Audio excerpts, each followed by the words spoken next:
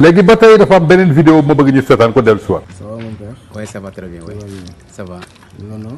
Ça va. Akiletam Djidjou. Akiletam Djidjou, oui.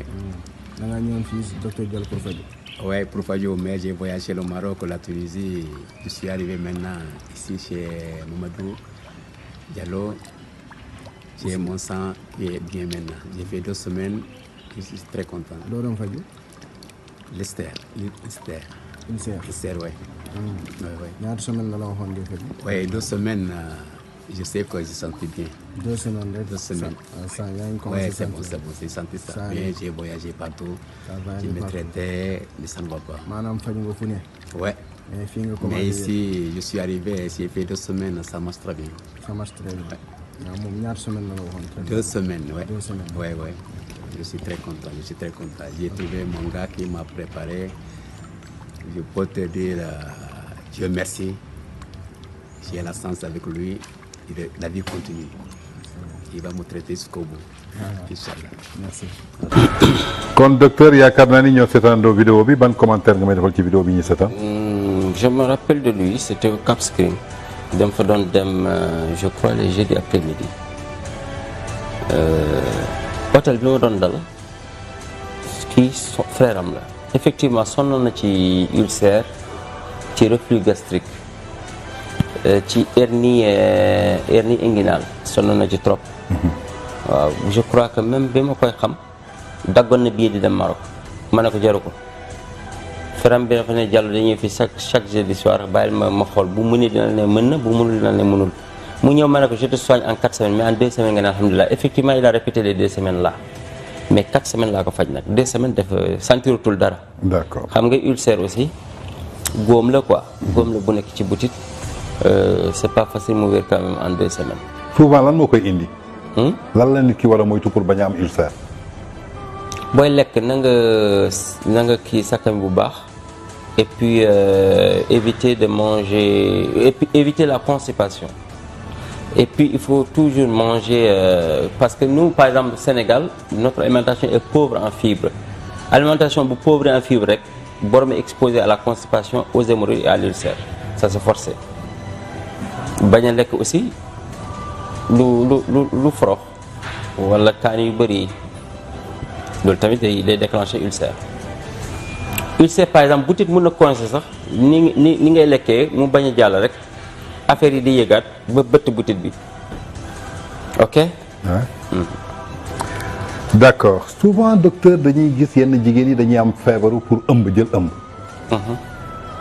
am kuñ ci mës a dajal nee na moom la fa toog ay at yu bëri ëmbul mais bu mu ñëwee ci yow yaa ko faj est-ce que da ngay faj loolu.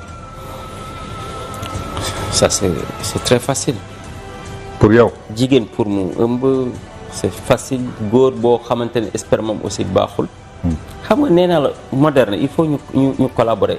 tôt ou tard ils vont venir. mu neex leen mu naqari leen. waaw. man par exemple boo ñëwee sa manu am problème damay naan dama defi spermogramme et je compte tout ça nag. nag ngay xamee sa maniw baaxut. nga dem defi spermogramme laa wax. da nga koy yokk nit ki dafa def spermogramme bu pare. mun nga am pathologie bu ma gis nag mun nga am sax 3 pathologies ou 4 pathologies. nit mun na am 3 pathologies OAT par exemple ou OAN ou même OATN c'est-à-dire oligospermie asthénospermie tyrannospermie nécrospermie. loolu mooy lan. c'est-à-dire c'est des pathologies de sperme. xam nga.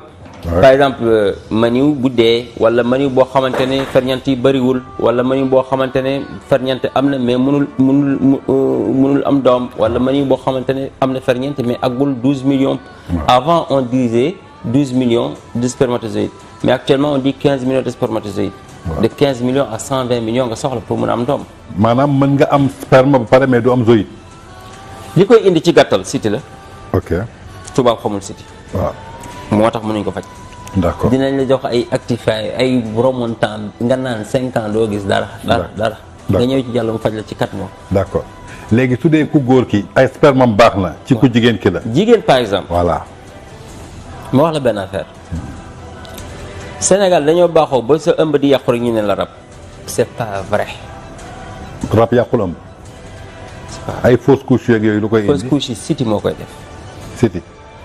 yéen jigéen ñi di am fausse couche seetlu leen ñaar seen jëkkër yi bu ñu leen jëkkër yi ñaan seen yaram dafa tàng deuxièmement boo indi seen ndox bi day génn siti moo koy def.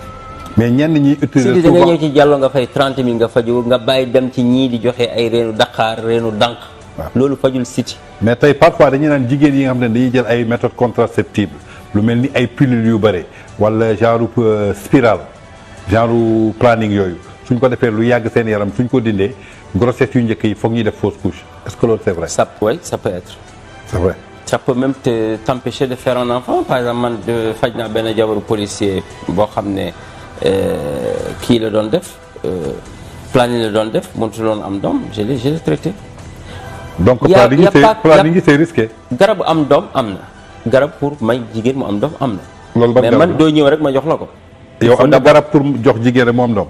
am na garabu am doom ñi xam nañ ko dañ koy takk tout le temps di ko jox. dañ koy takk. waaw parce que ñoom ñooy takk mbuus yi.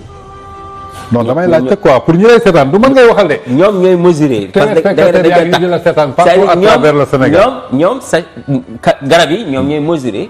ñoom ñooy emballé. waaw emballé mooy ñoom ñoo koy takk. waaw comprendre nga xam nañ ne garab am doom am na mais doo ñëw rek nga ne ma amoo doom ma jox la garab am doom il faut ma xool d'abord est-ce que amoo trompe bouchée.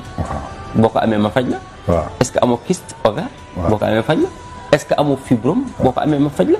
fibrome par exemple da ngay opère mu ñëwaat opéraat mu ñëwaat. d'accord man dama lay faj dootul ñëwaat. d'accord ça dépend nag ci diamétrique pour ma xam ñaata weer ngay faju. mun nga am aussi cité. mu tere la am doom. waaw léegi tey jigéen boo xamante ne amul yooyu yëpp. góor bi nga xamante ni aussi ay spermatozoïdes itam yëpp baax na. te mënuñu am doom. lan mooy indi loolu. loolu dafa am nga mën a am jigéen mën a am xanaa kon da ngaa tëddul 80e jour gis nga moo wan la benn affaire. lii moom. kon loolu daal c'est impossible nga xam ne donc suñu xam-xam les blancs là regardez-moi un peu vous allez savoir que ma connaissance et la vôtre sont totalement différentes. Et vous ne pouvez y enlever un iota. Je vous montre les règles d'une femme par exemple. xoolal c'est dans les mains. xoolal fii 2 colonnes ñoo fi nekk. fii 3 colonnes ñoo fi nekk. fii 3 fii 3 fii 3. ça fait 14. 2 5 8 11 14. 14 et 14 ça fait 28 ça fait le cycle de la femme. La femme cycle régulier. Cycle régulier de la femme 28 jours. La femme ne peut tomber enceinte que le 14e jour. Jour de l'ovulation. jeex na mu ngi fii. ou le jour tomber enceinte xam nga. non mais attends. jour ovulation mën na ovulation bi ay jour ovulation mën na nekk 4 jours sax. non on a dit que 14e jour mooy jour ovulation. 13e sax jour ovulation. trompe de Fallope bi si lay déchiré wu. on a dit que li ngay wax ni 4e lycée lañ koy jàng. waaw mais moo tax ma lay c'est élémentaire. waaw léegi on a dit que l'ovule dure 48 heures les spermatozoïdes durent 72 heures. léegi li ngay wax fii 4e lycée lañ koy jàng économie familiale ça c'est 4 fois 0. waaw man je te parle de la science exacte. waaw j'écoute la science. moi je te parle de 1 plus 1 égale 2. ouais. ok. Ouais. Moi je te parle pas d'hypothèse. non mais ça dit que li ngay wax nii boobu maa ko maîtriser. mais docteur il faut qu'on s'écoute. Tu n'es pas en train de faire l'émission avec Tange. Il y a des gens qui nous regardent. waaw mais dama ne bu dugg ci loolu. non il y a le 4e jour la jigéen di jël grossesse. il faut leur expliquer ñu dégg. parce que da ngay il y a rien à expliquer ici. non da ngay jàll ci émission bi on va appeler Tange. passe à autre chose. hein passe à autre chose. je passe à. c'est-à-dire man je crois pas au blanc kay jeex na. waaw mais yow yaa wax dama comprendre. yow yaa wax 14e jour. ma ne 14e jour a ngi nii fii li ngay ëmbee jeex na bul ma wax li blanc yi di wax je m'en tape de. ba tey ñu ngi suñu émission avec le docteur Diallo léegi duñ dem dañuy seeti beneen vidéo dellu si waat. Bonjour monsieur. Bonjour. Mon nom c'est comment? Mon nom c'est Noura Cissé. Da ngaa ñëw si docteur Diallo pour faju. Oui. Si docteur Diallo pour faju. ndax dañu ñëw si docteur Diallo pour faju. Oui damaa ñëw. Mon nom c'est comment? Mon nom c'est Noura Cissé. Noura Cissé. loo doon faju. loo doon faju. Diabète. Diabète. da ngay wax si quoi. ñaata semaine la la de waxoon type 2 diabète de type 2. type 2. waaw damaa ñëw jël docteur Diallo consulté ma. jox ma garab. waaw daf ma ne woon dans les 35 jours. 35 jours. sama taux de glycémie dina ñëw à la normale. à la normale. wax dëgg moom quand j'ai pris les médicaments qu'il m'a prescrit. Donc, je suis venu au rendez-vous du 15e jour. Mais entre-temps, puisque j'ai mon matériel, j'ai régulièrement contrôlé, fait le contrôle. Je me suis retrouvé à la toute normale, avec même la crainte d'avoir l'hypoglycémie. je suis retrouvé à 1,06 au premier test, 1,17 au deuxième test, 1,06 au troisième test. Donc ça signifie que je suis absolument à la normale. Merci monsieur Noah. Je suis flatté. kon yaakaar naa ni ñoo seetaandoo vidéo boobu kooku ne dafa amoon diabète de type 2 mu ñëw ci yow nga jox ko diiru 35 jours lan mooy diabète type 2. Je l'avais même pas dit 35 jours. Lui, il fait partie de mes tout premiers patients de diabète. C'est le professeur Noah Cissé. Le professeur Noah Cissé, oui. Je salue la personnalité qu'il est, le grand homme qu'il est, le rassembleur qu'il est. Voilà un intellectuel quand même. Ouais. Et je ne crois pas qu'un Sénégalais puisse être plus intellectuel que lui quand même. Ouais. Et on l'a traité le diabète. D'accord. Il a parlé de diabète type 2. Waaw mooy bi ñuy def insuline bi. bi ñuy def insuline. Waaw. Ah d'accord. Ok. tey en résumé docteur tey soo doon wax yow yan feebar nga mën a faj ak yan feebar nga mënut a faj yan nga may wax. yi ma mën a faj bëri na waaye yi ma mënul faj aussi bëri na. comme yu principal yoo xamante ne askan bi ñu ngi koy jànkonteel. du ma ne sax Sénégal la sous-région. man le mot docteur là je répète encore j'aime pas. D'accord. Je préfère un sauveur à la place que docteur. Le docteur est trop minime franchement pour moi. Colopathie déjà. Hémorroïde. Parce que colopathie mooy ndeyu feebar yi. siti mooy bàyyi feebar yi. feebar yu bëri ci biir lañuy jóge colopathie mooy indi hémorroïde. colopathie mooy indi rétrécissement sexuel. colopathie day indi méttitu ndigg. colopathie day indi bët yu lëndëm. day indi bopp bu métti des migraines tout le temps. day indi tànk yu tàng. léegi dañuy faj colopathie bi faj li ma fi lim yëpp aussi tànk yu tàng yi. bopp bu métti bi mais bët moom mënuma ko. D'accord. bët moom awma ci benn xam-xam. D'accord. nopp aussi awma ci benn xam-xam. D'accord. rein xawma ci dara tous tension mënuma ko faj mais mën naa ko normaliser. léegi ce qui reste nag y a colopathie y a cystite y a hémorroïde ballonnement ngelawal fibrome kyste hernie discale hernie hiatale ulcère arthrose par exemple en 3 mois da ngay wér. D'accord. mënoo faj arthrose par exemple jaaroo ci cystite lii par exemple lii moo tax tubaab yi télé xamuñu luy cystite ku mënul faj cystite mënoo faj arthrose. dëgg la. mu ngi mel ni aussi spermatozoïde yi ñu doon wax sànq ku mënul faj cystite mënoo faj spermatozoïde parce que sperme bi cystite moo koy yàq. D'accord. dañuy faj nerf sciatique di faj rhumatisme di faj arthrite parce que arthrite ak arthrose bokkul. D'accord. ku faj nag arthrose ak arthrite moom mën na faj aussi mën na faj polyarthrite rhumatoïde. Polyarthrite mooy feebar nga xam ne day dem ba déformer yax yi et tout ça. dañuy faj drépano AS dañuy faj drépano SS dañuy faj asthme par exemple que ça soit asthme chronique que ça soit allergique que ça soit sportif dañ koy faj en 4 semaines. D'accord. mais asthme moom lu ci gën mooy nga faj ko nawet parce que boo ko fajoon tey jii par exemple nawet jeex na je te demanderai de revenir prendre une autre ordonnance nawet bu taw bi laale suuf si. te 40 000 rek lay jar mais parfois damay naan na nga dindi déclencheur bi ci biir bi c'est-à-dire nga raxas biir bi 15 000 nga doog a faj asthme bi 40 000 ça te fera 55 000. dañuy faj diabète je dis pas aussi que le diabète j'ai fait des résultats à 100%. Non. D'accord. Diabète j'ai fait des résultats peut-être à 90%. donc ku mu neex nga ñëw ku mu naqari nga toog. D'accord. Je dis la vérité en tant que tel. dañuy faj trompe bouchée dañuy faj y en a plein. D'accord. en tout cas tànk yu néew yi même éléphantia mooy ñi nga xamante ne tànk yi day néew ba duñu mën a sol tubéy. waaw yooyu dañ koy faj. oom yu néew yi oom yu métti oom yu tànk yu tàng yooyu yëpp dañ koy faj. plein d'autres hein. D'accord. Bon, par exemple ci côté maraboutage nag 5 affaires laay def maraboutage mooy par exemple. da ngay defaale en même temps maraboutage. waaw ñi nekk extérieur nga xamante ne bu ñu yónnee sëriñ yi fii ay millions la ñuy laaj pour ñu am papier. ñun 35 000 ngay fay 35 000. pour mu am papier. boo soxloon papier carte de séjour wala permis en Europe. tu l'as en 21 jours. D'accord. wala couple bu déggoowul ñu bëgg a déggante wala famille bu déggoowul bëgg a déggante wala ku bëgg liggéey wala rab ci lii laay defee maraboutage. loolu ci ay ñaan nga koy defee. waaw rab par exemple 30 000 lañ koy fajee amul sarax amul dara mais que les mercredis. d'accord. tey nee nañu nit baax na ndax mbokkam yee ko wax dafa am benn vidéo bu bëgg ñu seetaan kon ndax léegi laa daja ki nga xamante ni rakk la ci yow. kon docteur yaakaar naa ñoo déggandoo kàddu yooyu nga xamante ni kii rakk la ci yow mu bàyyi ko ci yow ba nga dégloo kàddu yi yan commentaire nga ciy def. sama rakk bu ma dëggal la ñoo bokk ndey ak baay moom moo nekk ci résidence bi ma tabax Fuuta moom kese am na ay rakk yu bëri am na ay frères mon père a fait 18 garçons 7 filles mais tey moom moo ma gën a jege à part mon grand frère boo xam ne bokk nañu bàyyi kooku mu ngi États-Unis kooku nag moom moo nekkaat sama waajur mais ni ma déggale ko kii noonu la ma déggalee moom moo nekk ci résidence bi il fait le commerce et merci pour ses témoignages. ñu gis la ngay yëngatu ci wàllu social lu bëre te tey sa rêve maanaam mooy nga tabax 4e mosquée de Serigne Touba au cœur de Fouta. Ouais. c'est ban liaison nga am ak Serigne Touba.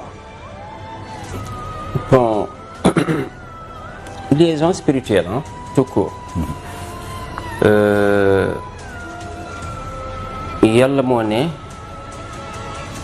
yaa alladina amanu ittaqullaha wabtaghu ilayhi alwasila ragal leen yàlla yéen ñi gëm te ngeen ut wasila nee na aussi ñu ulul amri minkum c'est-à-dire ñi am ndigal ñu mel ni Sëñ Touba. Donc j'ai fait exprès de partir signer un pacte d'allégeance avec un de ses descendants et je crois que ce descendant a signé un pacte aussi avec son père a signé avec Sëñ Touba foofu di yàlla di wax ci alquran inna alladhina yubayi'unaka innama yubayi'una Allah yadullahu fawqa aydihim. Ceux qui te prêtent serment d'allégeance ne font que le prêter à Dieu. La main est de Dieu et la main de Dieu est par-dessus vos mains. Okay. Donc mu doy ma wasila wax dëgg yàlla nag amoon na moment c'était très difficile pour moi très difficile wut naa wallu fu ne mais ci moom wax dëgg yàlla ci moom laa jaar ba yàlla ubbil ma bunt yëpp. D'accord. Donc je ne cesserai jamais de remercier Sëñ Touba. mënuma ko delloo beneen njukkal bu dul 4e mosquée bi ñëpp xaar ku nekk di naan fan lay nekk. yàlla na nekk Fuuta comme foofu la cosaanoo ma delloo ko foofu ma tabax fa jàkk ji jumaa ji te maa ngi ñaan yàlla mu ëpp Masalikul Jinaan te na lépp nekk sama frais personnel. Je crois Masalikul Jinaan c'est 5 milliards moi je souhaite faire une mosquée à 7 milliards. Inch'Allah papa. yal na ko yàlla eggale. ba tey ci say expertise ci sa don ak ci li nga liggéey am na beneen témoignage boo xam ne bëgg nañu ñu seetaan yi ko dawal. salaamaaleykum. waaleykum salaam. soxna si nga tudd. Ñima Sall. Ñima Sall nga def. yaa ngi si jàmm. alhamdulilah sant naa yàlla bu baax a baax. waaw loo doon faju fii. hépatite B. hépatite B. hépatite B waaw. yaa ngi ñëwoon fii je crois mois de août. waaw. d'accord newoon naa la mun naa la faj ci 6 mois. waaw tey nga ñëw indi résultat bi. bi nga fajoo 6 mois nga dem jëfi test bi. chargé viral bi. ci labo bi tudd Zik labo. d'accord yaa ngi def visite bi le 24. nga indi léegi inférieur à 10 ADN virus bi mu ngi inférieur à 10 donc conclusion ñu ne la ADN du virus de l'hépatite B non détecté donc jeex na ci yow quoi. d'accord bi ngay njëkk ñëw fii docteur Sagna bu nekk. Kanjala moo di benn clinique Kanjala. Kanjala la ubbi clinique waaw. moo la newoon nga ñëw fii ma faj. waaw moom ma tettal fii. mu ne la man rek la xam ne ku koy faj fii. waaw nee na yow rek la xam ne yaa ko mën a faj. d'accord. moo ma tax a ñëw fii. léegi bi ngay ñëw sonn nga trop. maa ngi rappelé wu. li la dese woon motul sax ñaari weer. ngay jooy rek ma ne la dalal sa xel. waaw alhamdulilah sant yàlla. wallahi maa ngi fàttali nga ne wér rek laa bëgg. bi ma la nee faj bi xaw na cher tuuti. docteur muy beneen témoignage bi nga xamante ni kii hépatite B la amoon indi woon ko ci yow ginnaaw bi nga ko joxee say garab mu dem dafay résultat am kenn détecté ci moom dara tey ban beneen jàngat ngay waxaat ci lii. kii par exemple j'avais pris un risque parce que commencé woon attaqué foie bi mais ma kii rek ma jël ko yàlla aussi may ma ci ndam mais ci vidéo bi boobu maa ngi doon faj hépatite en 6 mois mais ça c'était avant.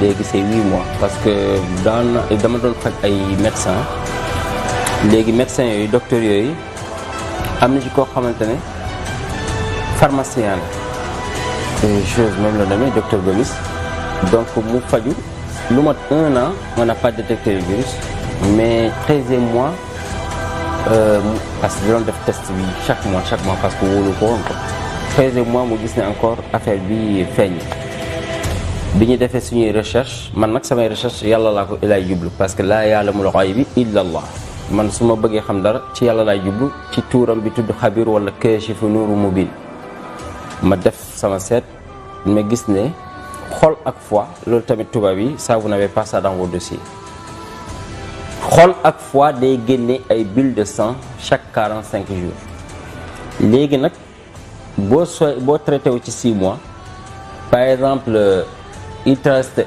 1 semaine deret bi duggaat ci foie bi wala foie bi manque deret bi wala xol bi manque deret bi boo paree 6 mois yi bu génnee deret boobu ce sang là est infecté day réinfecté wàllu yaram bi donc moo tax ma ne désormais au lieu de 6 mois c'est 8 mois. d'accord. mu doonoon beneen témoignage boo xamante ni def nañ ko ci yow ci wàllu li ngay faj ak li nga développé yëpp tey mën nañ xam ban message ngay lancer aux Sénégalais. nañu gëm suñu bopp xam ne man ñëw ma fi pour bakk aussi ñëw ma fi aussi pour dóor je fais seulement ce qu'on appelle la guerre des ondes. la guerre des ondes. des ondes. loolu dafa xew depuis temps yonent bi sallallahu alayhi wa sallam. dafa am benn woykat bu neex baat di ko saaga l'islam yonent bi sallallahu alayhi wa sallam ut ku neex baat di ko tagg l'islam yàlla foofu la génne ay Alxuraan bi ñu naan ash-shu'araa yattabi'uhumul ghaawuun alam tara annahum fi kulli waadin yahiimuun wa annahum yaquluuna maa laa yaf'aluun ba aaya bi jeex donc nag guerre des ondes lu yàgg la comme nag dóorkat yi ñu ngi mbële rek ci télé yi ak rajo yi ñun tamit bu ñu yore suñu dégg il faut ñu défendre li ñu moom. D'accord. Je n'ai rien contre les blancs mais seulement je veux pas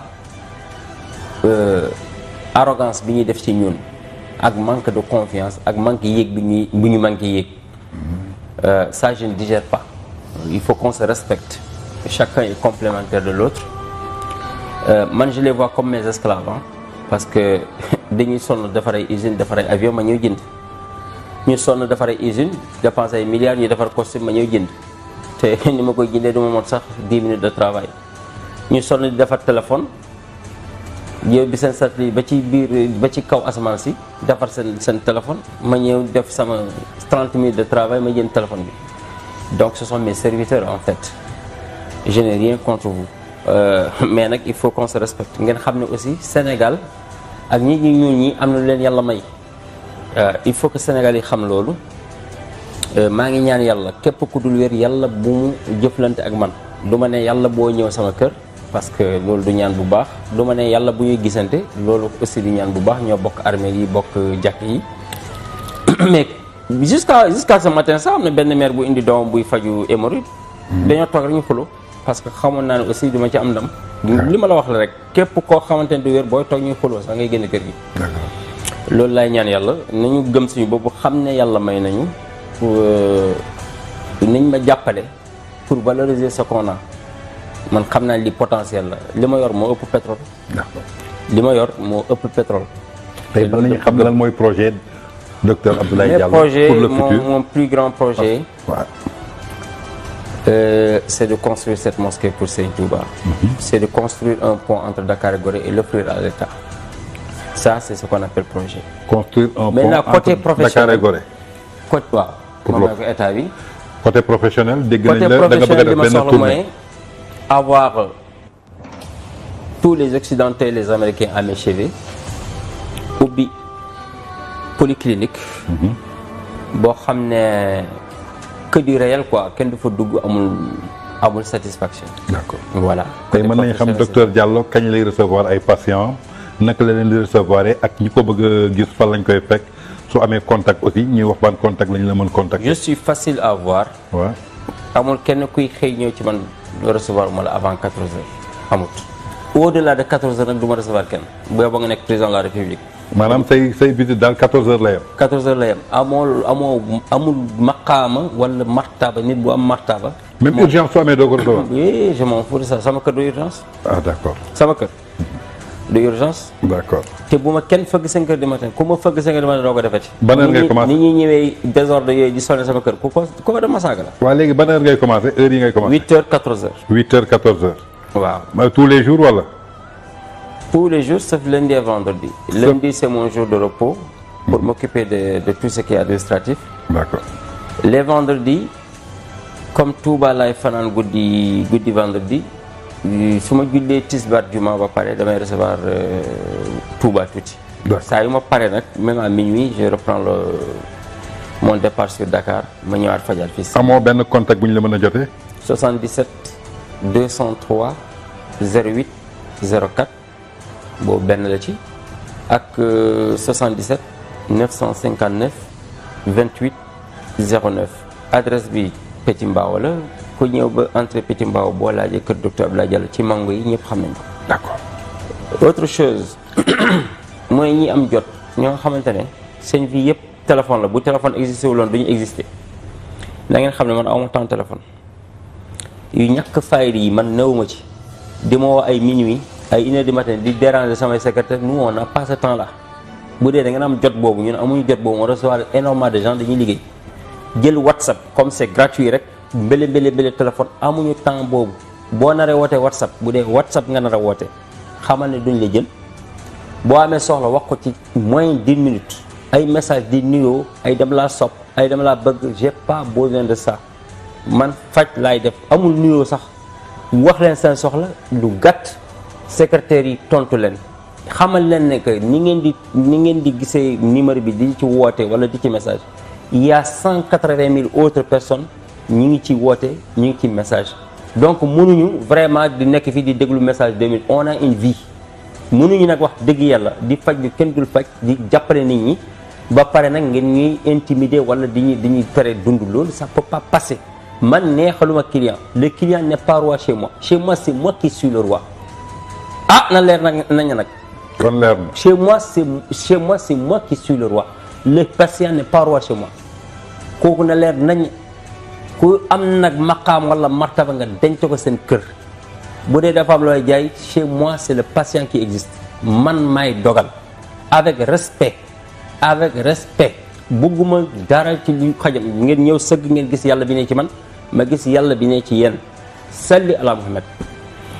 jërëjëf mu doonoon docteur Abdoulaye Diallo ñu amoon mbégte ak bànneex dalal ko comme ni ma ko waxee ci tàmbali bi rek l'expertise nous donne le savoir et la sagesse et ce savoir nous pousse vers la connaissance certains l'appellent un génie d'autres disent un don de Dieu ñun ñu amoon mbégte indi ko teg ko ci plateau bi waxtaan ak moom ngir liy jëriñ askan bi kon docteur di la gërëm di la sant di la ñaanal yàlla wéral cër li ba lépp li nga mbébét muy ci projet li nga teg yàlla ànd ceeg yow ba mu sotteeg jàmm lépp jëm ci Sénégal prix Nobel bi ngay ñaan aussi yàlla na la ko yàlla defal ci wàllu médecine kon maa ngi lay remercier bu baax a baax ma bàyyi la nga tàggatoo wa axiru daawaana an alhamdulillahi rabbil alamin